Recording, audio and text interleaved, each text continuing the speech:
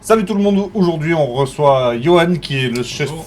exécutif du Parisien de chez Jeannot et du Smoky Bar à Toulouse. Welcome. Merci. Bonjour. Qu'est-ce que tu vas nous faire de bon? On va faire une petite recette légère pour commencer l'année un petit peu. Donc on va prendre une salade croquante mélangée avec des jolies betteraves, de la carmine et de l'endive et quelques carottes. Ok. Un petit coup de gingembre pour relever le tout. De l'orange sanguine. Et on va l'associer avec du maquereau, Au lait. qui est un poisson que j'aime bien, qui est pas trop cher et qui est plein de bonnes choses pour la santé. Donc voilà. Trop cool. On fait ça après le... Jingle. Yes. Générique.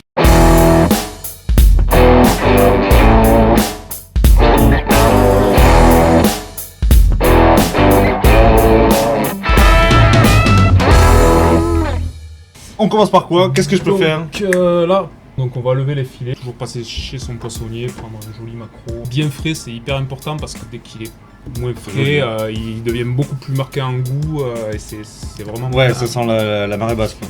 On va le prendre légèrement ici, là. On va faire une jolie... Un peu au-dessus de la moitié, c'est ça? Pour Un pas petit choper peu. la colonne en fait. Voilà, faire la- exactement. On va choper juste au-dessus de la colonne et après on va venir glisser sur cette colonne. Ok. Voilà. Donc on commence par faire une petite incision sur tout le bout, là, comme ça. Et petit à petit, vous descendez gentiment, sans forcer. On glisse sur les arêtes quoi. Vous glissez sur les arêtes, vous prenez bien le temps, parce que ça reste quand même assez fragile. Là, hop, il y a quelques arêtes, on les casse, et après, Couteau affûté par Nico Bossou. exactement. Et voilà. Ok. On va venir juste passer dessous, sous ces petites arêtes, Ok. enlever cette partie, le bas du ventre, et la partie noire qui est pas super. On va venir désarrêter le filet. Elles sont toutes au milieu et après c'est fini.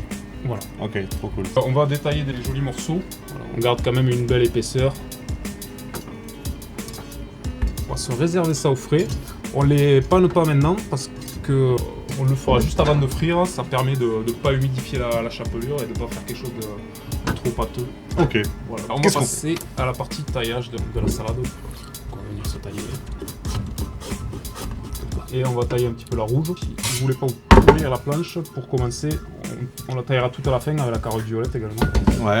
Et en attendant, on se le réserve dans un petit bol parce que ça marque beaucoup. Et on le taillera à la fin donc et on le trempera dans un peu d'eau pour justement que ça ne- Pour la rincer un peu. pour la rincer un peu. Et on va venir tailler ce qu'on appelle une julienne.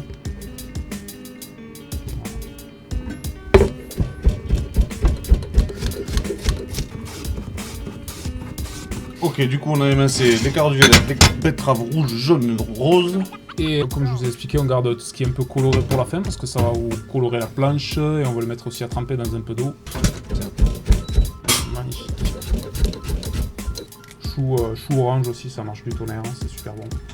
Cru ou cuit. Donc on va également se prélever quelques segments d'orange sanguine. Donc, on va d'abord le couler à vif.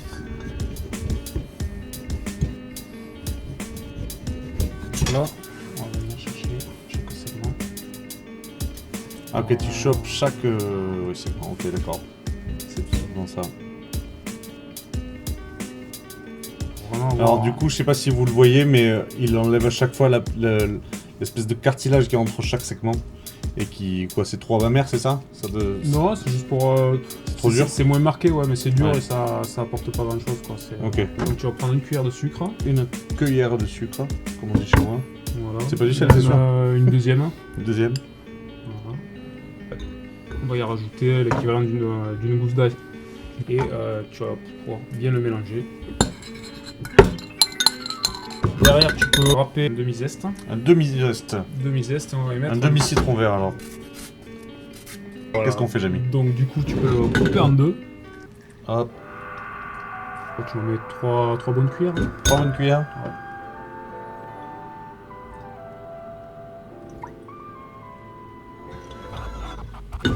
Et pour apporter un petit peu d'épices également, on va y mettre un petit peu de gingembre.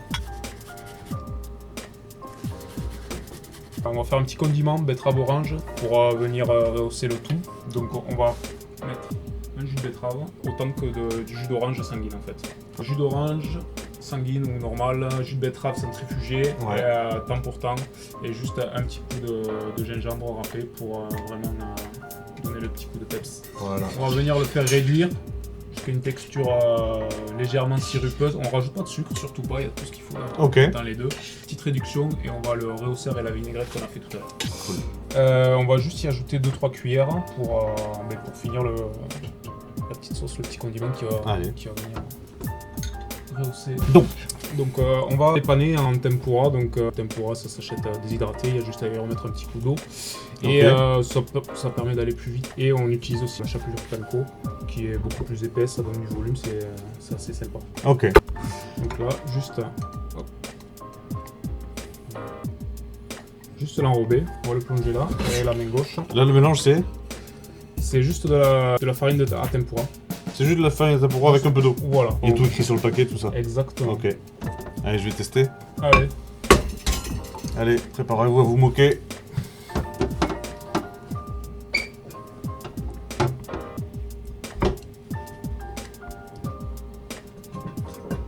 Hop là, c'est bon, tu m'embauches?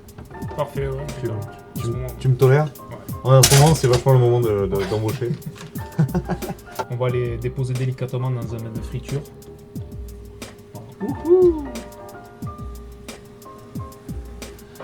Du coup, allez-y pas avec les doigts comme lui qui a l'habitude. Ouais.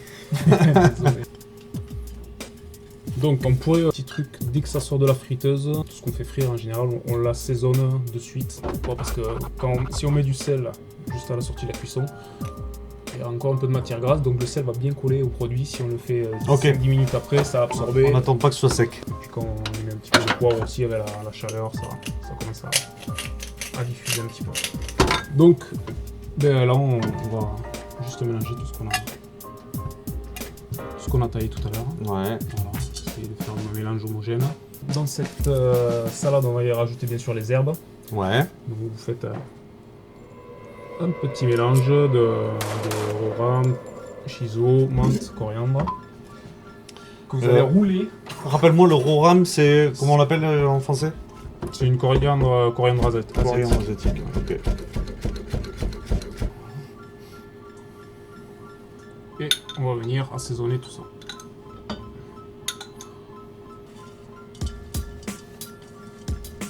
Donc on prend un petit bol, joli, mignon.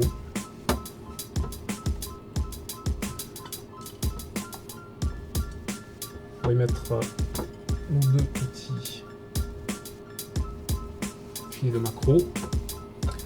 Pas oublier l'orange sanguine bien sûr. On l'a pas mis dedans pour pouvoir décorer un peu avec. Voilà, le disposer par-dessus, ça fait joli.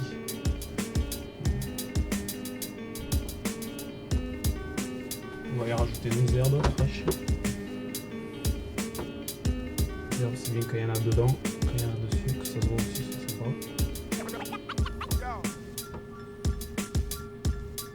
Voilà. Un petit coup de sésame noir pour la couleur. Et le petit condiment, donc la réduction orange betterave qui va bien pour accompagner. Soit vous le versez par-dessus, une fois que la salade est bien dressée, jolie, colorée, là vous pouvez venir l'agrémenter, vous pouvez venir saucer là, et ça va avoir une autre utilité également parce que là on a tout ce qu'il faut pour réaliser un joli rouleau de printemps. C'est vraiment bravo chef. Un petit truc sympa, frais, ah ouais, là j'ai digeste, trop envie. Bon du coup on s'attaque le cocktail à deux. Ouais, allez c'est parti. Ouais. On va partir sur 2 shakers. 1,5 centilitre de saumure de pickles, de carottes et betteraves. Si vous regardez dans les vidéos, du coup je mets le lien ici ou ici, je sais plus où c'est, mais je mets le lien. Avec Étienne, on avait fait des pickles maison et donc j'ai gardé cette saumure qui est hyper, à la fois hyper douce et quand même qui va remplacer l'acidité du citron. À toi. 1,5 centilitre.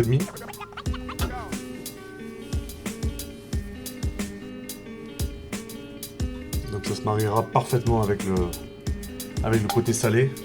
On va mettre 2 centilitres de mezcal.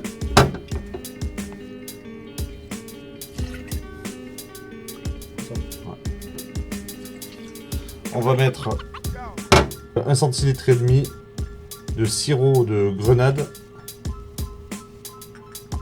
Je te le mets comme ça. De sirop de grenade dans lequel on a fait infuser de la fleur d'hibiscus. Voilà, tu peux verser ton cocktail et on va le rallonger avec un petit pétillant naturel petit pétillant naturel du coin qui est un peu rosé. Ça fait toujours son effet. J'ai l'impression d'avoir gagné le Tour de France ou des trucs comme ça.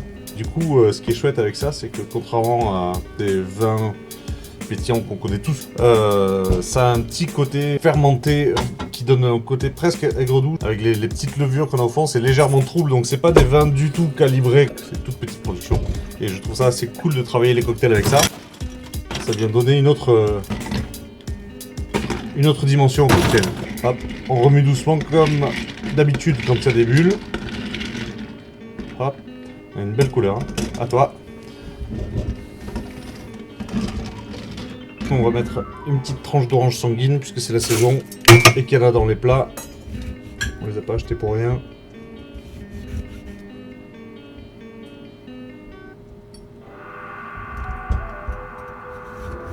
Pas la peine de faire une trop grosse tranche, juste comme ça là. Tac. C'est mignon. Alright. Et voilà. Voilà, maintenant on n'a plus qu'à goûter. Ça te dit? T'es chaud? Allez.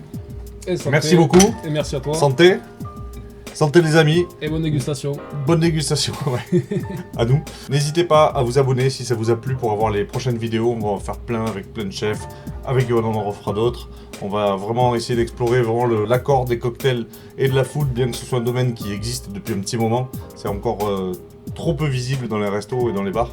Donc on va vraiment essayer de tailler dans le dur. Santé, merci beaucoup. Mettez un petit like, mettez des petits commentaires si vous avez des questions, des suggestions. Les dispos, Exactement. Il n'y a pas de problème. Santé. Bisous. À très bientôt. Oh mazette. C'était bon. C'est la première fois que j'en fais, c'est vrai? Ouais, c'est vrai, non, ça m'étonne. Mais il faut ça avec le macro. Ouh là là. Oui, le mezcal, il va. J'ai pas précisé le mezcal. Pour ceux qui ne connaissent pas. Il est où? Le mezcal, c'est une eau de vie d'agave. L'agave sert aussi à faire la tequila, mais le process est légèrement différent. Ce qui fait que le mezcal a un goût fumé. C'est un peu comme la différence entre certains whiskies et certains whiskies tourbés. Donc on a un arôme très très végétal, très très frais et qui et une vraie présence de fumée, de cendre. C'est vraiment, ça amène quelque chose avec le poisson, c'est la folie. Hein. Ouais, il faut laisser. Voilà, bisous, santé, à bientôt.